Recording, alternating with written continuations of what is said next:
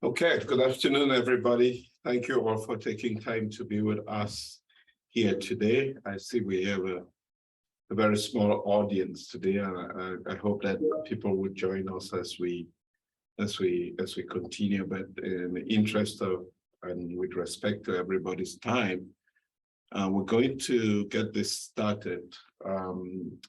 Today we are actually going to touch on our resettlement update. We're going to talk about a recap of the visit of the federal partners, a recap on the Festival of Nations and other community updates that we may have. As always, I want to thank everyone for taking time to be on this call. We see this as an ongoing effort to continue to stay connected with you all community stakeholders who support our work, who are advocates of our work, in sharing with you progress that's being made, challenges that we face along the way, and ways in which we can work together. I really want to start this. I just came back from a press conference that was organized with reference to the Sudanese man that was shot and killed by the police in an attempt to evict him from a home. Whilst he was not a current client of the International Institute, he used to be a client of the Institute. And in our joint effort as a community, to position St. Louis as really a welcoming community and make it attractive to immigrants all over the United States and the world. Incidents like this stand in our way. And as a community, I think the best thing for us to do in times like this is look at the lessons learned and work together in a way that is civil to find answers and solutions that will address situations like this when they do happen, and that's what has been expressed by some of the people that work here at the Institute and the number of people that have been reaching out to the International Institute. And so we will be working with the city to have a civil discourse and to find ways in which we, the International Institute, can serve as a resource for situations like this. That's why we are here. That's one of the roles that we want to play in this community.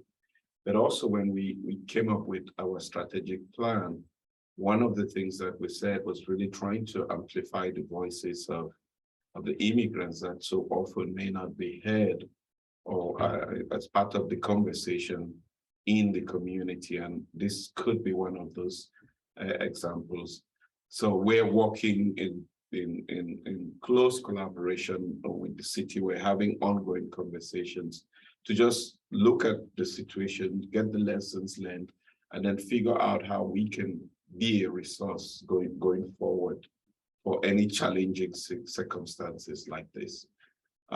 With that in mind, we just have come out of, this is our first conversation since the Festival of Nations. I know we're going to have an update on that, or kind of recap of the Festival of Nations. We're also going to be talking about the visit of our federal partners and sharing some thoughts about how we as a community can continue to draw attention of these federal partners to look at St. Louis's a community with opportunity for growth.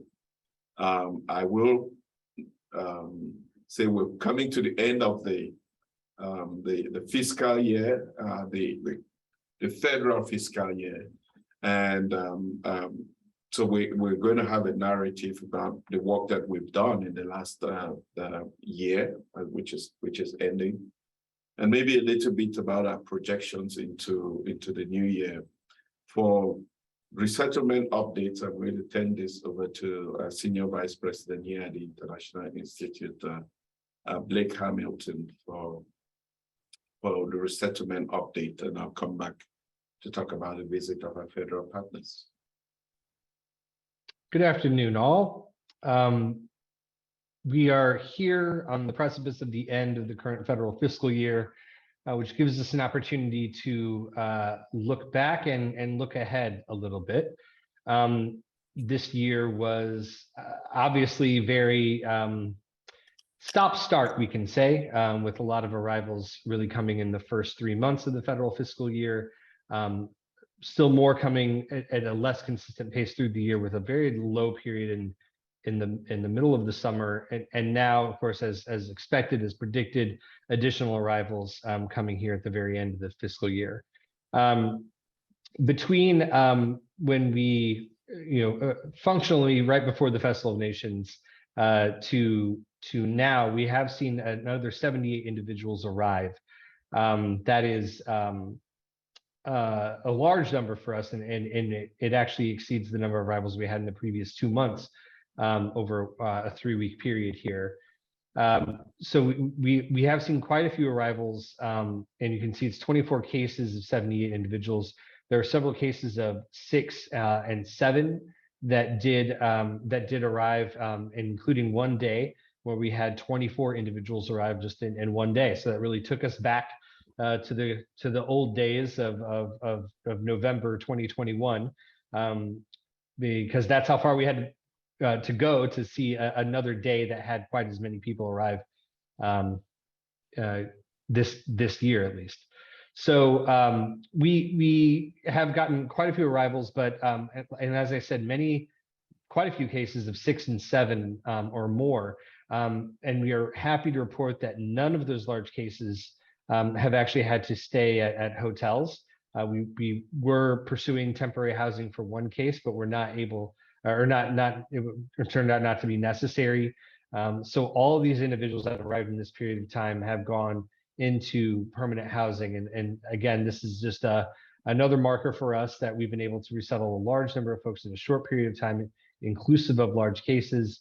And it's through these community contacts and through the connections that we've been able to develop over the course of the last year or more that have really led us to be able to provide permanent housing for these folks at arrival. Of course, another difference with this is that with these arrivals, we were getting about 7 days notice, and not just hearing about cases that were presently at the airport or would be arriving in the next 24 hours. So we did have some time, and it's amazing what we can do with a little bit of time, and the connections that we've been able to develop through the community. So looking broadly at the fiscal year, these 78 arrivals really put us close here to 840 individuals that have arrived. That is now split here amongst, on this graphic, refugee arrivals and Afghan parolees predominantly. And so we have 226 refugee arrivals and 600 Afghan parolees, and other non-APA cases. These are individuals who arrived at the close of their 90 days in another city that might have transferred into the region, and that would be another 14 individuals, which puts us at 840 for the year. And just as a historical view of this, that is the largest number of individuals that we've resettled since 2017, and more individuals than we resettled in the preceding 3 years of resettlement. So this is, of course, reflective of new geopolitical situation, but also new federal administration, which recognized the United States' responsibilities as a part of international third country resettlement. So, this is, we welcome the ability to help this many folks get acclimated to their new lives here in the United States. And it is reflective of what we'd expect to see in the upcoming federal fiscal year. But that is not something that will be known to us for quite some time. Right now, the president has set his recommendation for the number of refugee arrivals in the upcoming federal fiscal year to Congress, and that number was 125,000. This is an annual responsibility of the presidents in the consultation with the Congress to determine the number of refugee arrivals. And this 125,000 number is the opening salvo from the federal administration. Of course, ultimately, that number will be decided by Congress through the appropriations process, determining how much will be available for refugee resettlement, and then a final number will be provided. Additionally, we'll have more information about the particular refugee communities that we could expect to see as a part of resettlement in the upcoming fiscal year. That is also a part of this presidential determination, which is taking place now and is likely to be completed at some point in the middle of October, we would expect. Moving on to the next slide. Looking ahead, we still only have 4 cases set to arrive for the rest of the fiscal year, which would be another 12 individuals. But as I mentioned, we're getting updates usually between a week and 10 days in advance of arrival. So this number could change. We could still see some new arrivals yet through the end of this fiscal year. Though we had a very busy few days, even last week, it has slowed down a bit, and we'll see if we do get any more at the end of by the end of the month. An update also on Ukrainian arrivals. Of course, the Institute continues to see walk-in cases. These are individuals who, as a part of the Ukrainian humanitarian parole program, have been resettled with an individual who has sponsored their arrival into the United States. And those sponsors are given information about local organizations that might be able to assist. And it's often a mix of the sponsors and community members who are referring our Ukrainian arrivals to the Institute for service. And so we really want help in projecting that message out into the community for anybody who is working with Ukrainian arrivals or knows families that have submitted for sponsorship, informing them of the Institute's role here as the only provider of services for Ukrainians with humanitarian parole in the region. We really want to make sure that that word is getting out into the community. At present, we have screened 68 cases or 138 individuals. But if we look at the most recent application numbers, there are now more than 1,100 applications that have been submitted in our region for reunification, for sponsors here locally to bring folks over and to assist them. And nationally, about 70% of those cases have been approved and have arrived. So that would mean that we should see around 750 or so arrivals in our region who could potentially take advantage of services through the International Institute. However, we have only screened 138. So you see our concern in trying to get the word out and promote the Institute's role in serving these folks, because we know that there are many more here at present who are likely eligible for service who have not yet interacted with us. So again, we could really use your help and the community's assistance in getting the word out around the services that we have to provide for these individuals. Additionally, looking ahead, there has traditionally been a blackout for resettlement during the month of October. This is usually due to the high volume of cases that are arriving in the month of September. But this year, we've been told that there will not be a blackout. We may expect lighter arrivals in the month of October. However, there won't be a moratorium on arrivals through the month of October. How many we'll receive, again, is yet to be determined, and will only be determined once these negotiations at the federal level are concluded and the number for refugees resettled in the year is determined. It's at that time where we will be working with our national agency, USCRI, to talk about the number that will be coming to St. Louis, and probably have a little bit more information around the demographic breakdown of the expected arrivals that we will see in the year ahead. So you can look forward to an update on that, likely towards the middle end of October. We would expect to have that information. All right, I'll kick it back over to you. Yeah, thank you very much, Blake. Blake, hang on. If there are any questions with reference to the resettlement update? Any questions from anybody? Okay, seeing none, Blake, thank you very much for that information provided.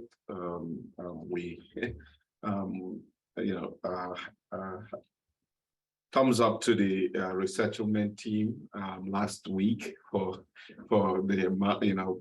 I was concerned about finding housing for everybody, but the team did incredibly well, and that whole exercise went very well. So Really appreciate the work that was done. And again, it's thanks to the community support, the networks that we've been able to establish that helped us accomplish that. I will just quickly touch on just a quick recap on the visit of the federal partners. We had we on the heels of the Festival of Nations, we had this visit. We settled on that date because it had been an ongoing conversation about finding the best time to visit St. Louis. But the goal of this was really to engage with our federal partners, to have an understanding that there was a community here in St. Louis that is eager, is willing, and able to support and sustain the resettlement of immigrants and refugees in this community, which cannot be taken for granted across the country. And I want to thank you all for supporting this endeavor, for showing up, for being present, and for engaging with the partners. We believe that they left here with a better understanding of the vision that we have for a welcoming St. Louis. And we hope that we're going to keep these partners engaged as we have conversations about the capacity that we have to welcome more and more immigrants. We're hoping that after this visit, we're going to see a lot more attention paid to St. Louis, but we will only be able to succeed in achieving those objectives with the continuous support that you all have provided to us over the years, over this year in particularly, and into the future. So thank you very much. I don't know whether there's anything else about the recap that needs to be highlighted, and I'll also open that to the team for anybody who wants to add anything. But we spend the first part of the day with them talking about what we, just as we shared with you, what we learned in the whole exercise of the arrivals of the Afghans, the things that we did differently, and what we hope to do in the future. And then we spend time with our coalition partners, the organizations that we work with on a weekly basis to support arrivals within the community, and then the press conference where we shared our thoughts on the objectives of the visit, and eventually having the conversations with you all, the stakeholders, about what we are doing as a community to welcome immigrants and refugees here. That's a recap of what happened that day, and I think that they left here really impressed about our work. With that, again, anyone on the team, if there's anything that I left out you want to add, please feel free. Or if there are any questions with reference to the visit of our federal partners. Hearing or seeing none, I will go on to the Festival of Nations, and I probably call on Kelly here, but just wanted to say the Festival of Nations had great turnout this year. At the beginning, we were not too sure about what the turnout would look like because we hadn't had one since 2019, but I think we had a record turnout in terms of the number of people that we saw arrive. We are looking at the indicators, and the indicators tell us that we had over 230,000 people in attendance of the festival this year. Kelly, if there's anything you want to add in the recap or report on the festival, please feel free. Well, I want to have a big thank you to all of you who promoted it weeks beforehand to help us find over 600 volunteers who helped during the 3 days of setup, and of course during the festival itself. It was a great accomplishment. You'll see in the pictures here that one of our new ideas was adding this globe, and that was a real hit with most of the participants. And we also had a new VIP area where we could help those who wanted to have a special area and support us as well. So thank you to all the supporters, all the volunteers. It was a tremendous success. Great, thank you very much. Yes, nearly 600 volunteers and about 2,500 volunteer hours, 75 staff members working. It was a collaborative effort. Support from the sponsors, those who just showed up and made contributions by way of the VIP area. All of that led to the outcomes. We hope that this year we were able to establish the foundation of what we are hoping to grow the festival into. And we're going to start working now to build for the festival next year and really use it as an opportunity to engage with the community about the kind of community that we all want, one that embraces multiculturalism, and one that is attractive for people from all over the world to come to and visit and call St. Louis home. So we'll continue to build on that, and we'll continue to count on your support. Many of you provided significant support for the success of the festival this year. So thank you. We will be engaging with you again as we begin the journey towards the 2023 festival. Any questions with reference to the Festival of Nations? Comments? Well, hearing none, we're going to go on to our community partnerships update, and I'm going to turn this back to Kelly. Thank you, Array. So last week we accepted a great donation from Temple Emmanuel, and this morning we had about 25 volunteers from US Bank, and they were still helping us with festival materials. So we were able to accomplish a lot in the 2 hours that they were there. We are really appreciative of all of those community groups and organizations that want to keep us here and keep us engaged. So thank you so much to Temple Emmanuel and US Bank. We have lots of volunteer opportunities coming up. One thing that we are noted for this year is that we have mock interviews for job interview practices on Fridays. So I'm pretty sure we look for about 10 volunteers on Friday mornings to help with interview practice. And so this is working with new Americans and encouraging them to continue with practicing interviews.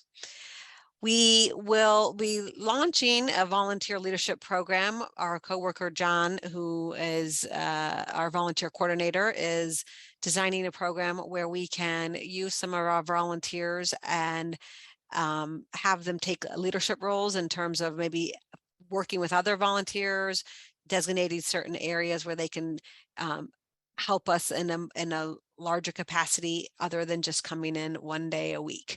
So John will give us some more reports in the next couple of weeks on that program.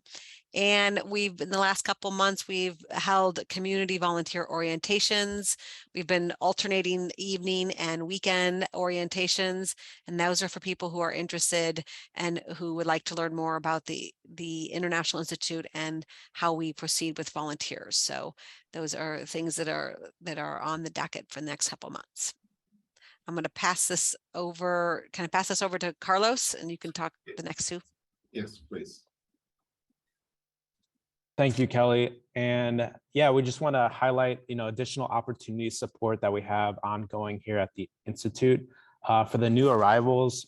Due to the tremendous support that we had, with the influx last year, we're actually running out of items. So as listed here, in terms of laundry detergent, cookware sets, pots, trash cans, microwaves, and etc.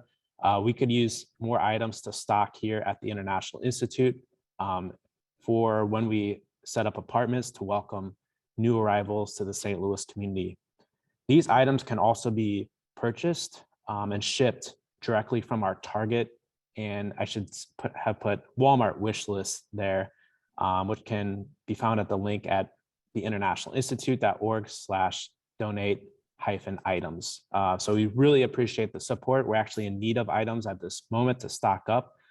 In addition to grocery gift cards to Aldi and Schnucks, we're always can use more gift cards to support the food needs of our new arrivals, as well as the TAO Fund. You know, our TAO Fund was established directly to support refugees as they're coming to St. Louis.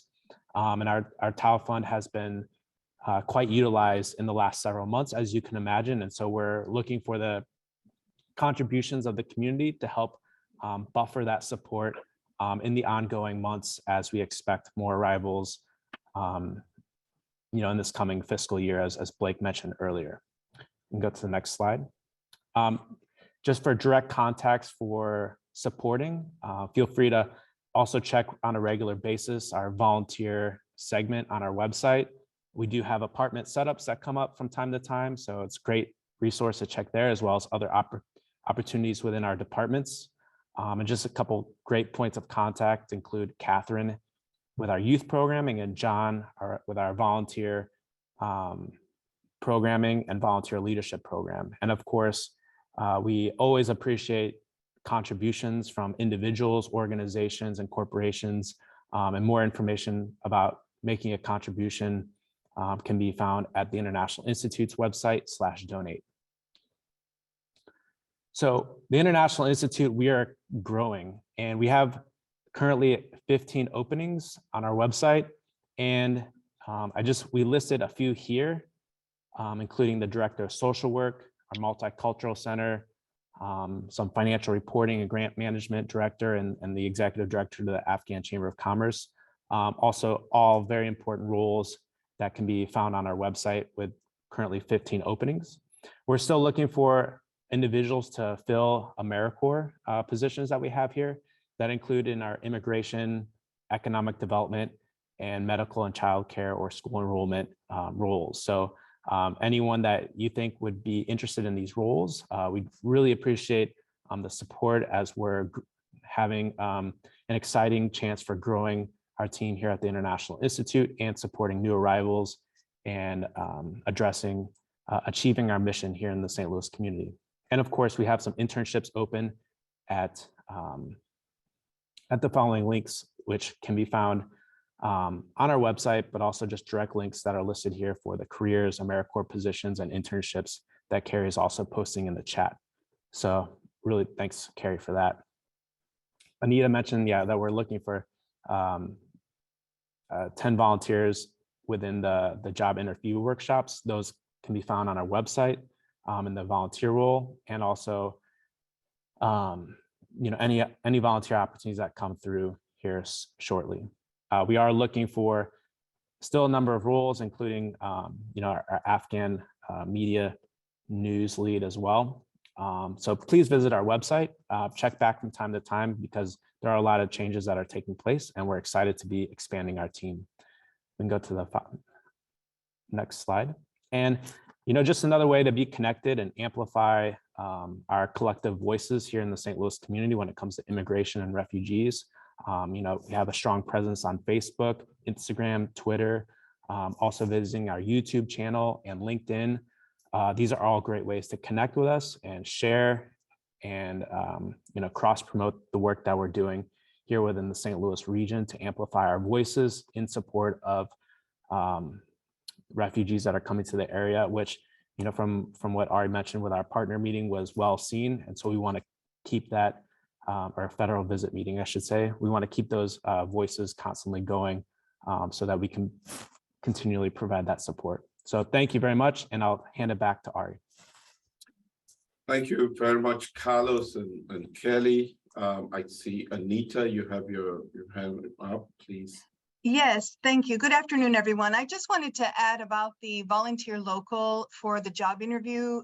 For those community members who are interested in volunteering for our job interview, we had a situation last week where I guess it was robots or something that filled all the spaces. They weren't actual people, and this caused a great deal of problem. I say this only if for any reason you see that it's all filled for a particular Friday, please just reach out and we will make sure that in fact that is the truth. I just appreciate all who have volunteered for that program. It really is a fantastic way to help new Americans get integrated into our workforce. Thank you. Yeah. And Anita, do you want to also make sure you drop your email there just in case that people want to reach out? Well, thank you. I will put the email of Sarah Bordes, who is actually the job interview lead on that. Yeah. Her name is Sarah Bordes. She's the lead trainer on those job interview workshops. And I will put her name and email now. Thank you. Yeah, George, we didn't think it would be so soon. Yes, robots are taking over. Yeah. Any questions or announcements that I've left out from the team or anybody else? Well, seeing well, hearing no questions, I want to thank you all for joining us today. And we are looking forward to the next fiscal year in terms of arrival. But for the calendar year, we still have 3 months ahead of us as we continue to work towards accomplishing the plan of action that we set for ourselves this year. Thank you so much for your continuous support. We will engage with you in the next 2 weeks with updates on developments that would take place.